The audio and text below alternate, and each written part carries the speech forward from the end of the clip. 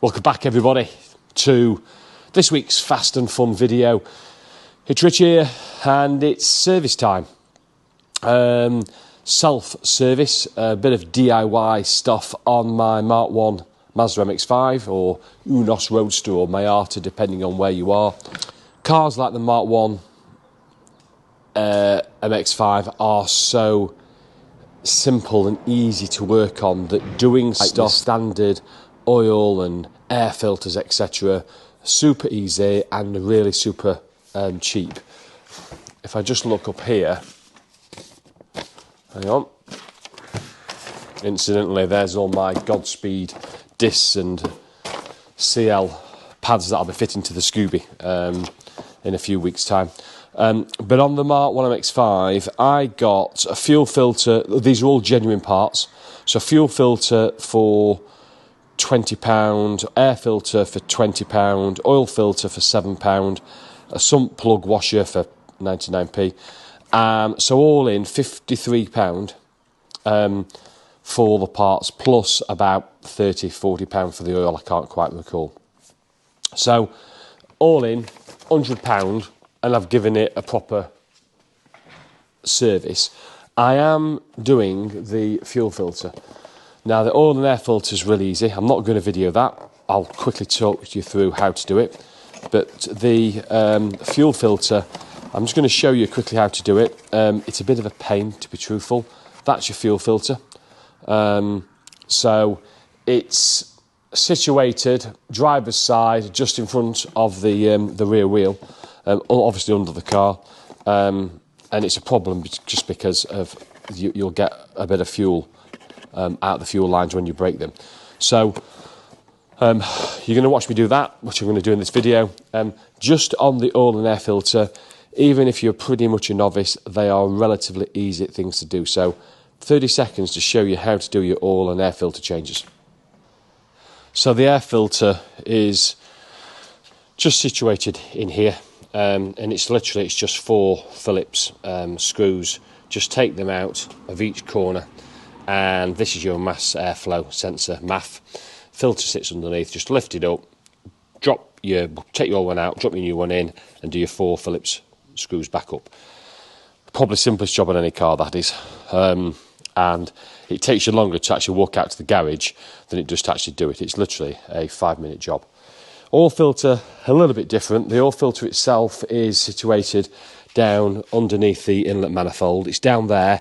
You've just got to get your hands through this small gap, and if I do it here and then I'm pointing to it, probably quite difficult to see. It's where my finger is just wobbling. That's the oil filter. A little bit tricky to get to, but it is possible. First of all, use a 90mm socket to get your sump plug undone first. Once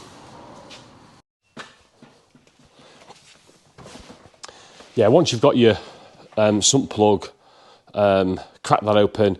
Just a tip on this: if you haven't used your car for a day or so, just start it up, get a little bit of warmth into the engine. Nothing so you're going to burn your hands on the engine, but just a bit of warmth, and that just means that the oil will just start to be a little bit more fluid, and it will flow out better, and you'll get more oil out of the engine when you take your sump plug out. So just run it for a few minutes, get a little bit of warmth in there, then crack open the 90mm sump plug, let all the oil drain out. Again, it's worth investing in some sort of tray to collect it, and it can be a bit of a dirty job, but normally you can get it off quite straightforward. And then let it drain out. Oil filter, get your hand in there. It should just be hand tight. If you do struggle, there's a few tools you can buy on the market. I've got one. It's just a big set of pliers that just dig into the oil filter and help you just break the seal. But quite often you can get it off with your hands anyway. And then before you fit the new oil filter, just put some oil, fresh oil, into the oil filter, swirl it around to make sure that oil filter is nicely saturated. Just prevents a dry start when you start the engine up for that first few seconds. And then good idea to certainly, at least on your sump plug, once the oil's drained away, just replenish your washer. In fact, sometimes worth doing your sump plug as a whole. It's only a couple of pound. And once the sump plug's back in, once the filter's back on again, it's only hand tight. just fill it up, and I think the Mark 1 takes about 4.2, I think it is, litres. Just be careful when you refill it though, don't overfill. You will not get all the oil drain out. So if it is a 4.2 litre of oil, you will probably only get 3.5 litres, maybe 4 litres. You will not get the full capacity because oil will still be in that engine. So there you go. So really easy jobs to do. Fuel filter, well, I'm going to show you how to do that. A little bit more tricky, and obviously dealing with fuel, which is not the most pleasant of jobs, especially when you're like me on the floor. So I'm going to jack the car up and we'll show you how to do the fuel filter. Just show you where that fuel filter is. So it's just in front of the driver's side rear wheel.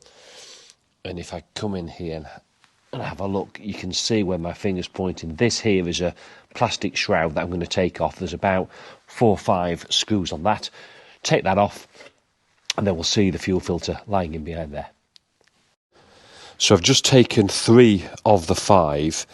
They are these plastic clips that go into the bodywork, and then these screws screw in to here. I've took 3 off, and I'm hoping that will be enough. And let me show you as I go. I'll try to show you what it looks like now. So as you can see there now, I've removed 3. I've left 2 on, but just moved this black cover above. That's the fuel filter there. So it's a 10mm, I think it's a 10mm bolt there that undo the bracket, so the fuel filter is loose. And then it's the 2 clips, 1 clip there and a second clip there on the inlet and outlet pipes. You just use a pair of pliers, get those off, and then we'll swap it and get the new one smashed in.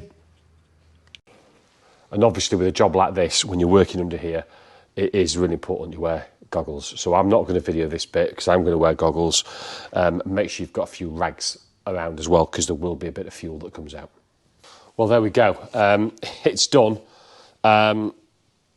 It's not the easiest of jobs. I think top tips for me is getting off, when you've undone the clips on the 2 pipes that go into the fuel filter at either end, getting them rubber hoses off, really tricky. I did put a bit of WD-40 on actually. Just got to get angry, bend it side to side and slowly ease them off. What I did, I got one off and it started dripping. Well, not dripping, it started running quite high, and you can see I've got quite a lot of fuel here. I needed more than a couple of rags, so that's why I couldn't grab this under tray. Because it was running so much and I hadn't got the other one off, the best thing to do is, once you've got one off, just put it back on loosely at the end, which is I did, which stops it running while you concentrate, and get them both on the edge, ready to pull off. Make sure the replacement one is right next to you, so when you whip them both off, you can get this out of the bracket quickly, get the new one smashed in, and get them on. Just literally just push them on the ends, and it'll stop the dripping. Yeah, I feel a bit lightheaded. I've got so much fuel. So yeah, more than I probably expected. But again, drip tray of some description. Just drop the old fuel filter in there, and it's done. And then pushing on the hoses, doing up the clips, everything was pretty much a reverse of exactly what you did to get access to it. But it's a job that quite often gets overlooked, the fuel filter, especially older cars can suffer if it's been years and years and years. So my view is air filter's really easy, oil filter's not too bad. This is more tricky, but again, it's worth doing every couple of years on your Mark 1. There you go. It's took me probably, start to finish, probably just over an hour. So it's not a big job. You could probably do the oil, air and fuel filter all in a couple of hours. There we go, from a very high Rich here in the Fast and Fun garage. I hope you enjoyed it. If you did, as always, please thumbs up, subscribe, stay tuned. Another video next week. Thanks for watching, guys.